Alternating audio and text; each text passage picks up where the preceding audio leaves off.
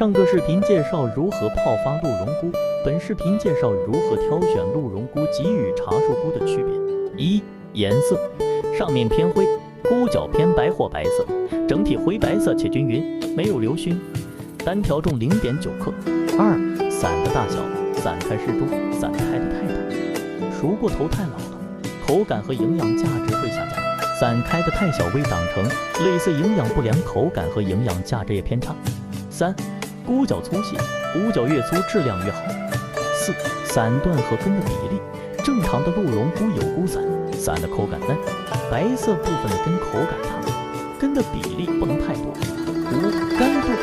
用手摸产品口感就变干了，软绵绵的且发干的比较多，还可以通过听声音清脆的比较干，干的质量更好。鹿茸菇和茶树菇区别：一、形态特征不同，鹿茸菇重如扫帚或珊瑚，又像幼小的鹿角，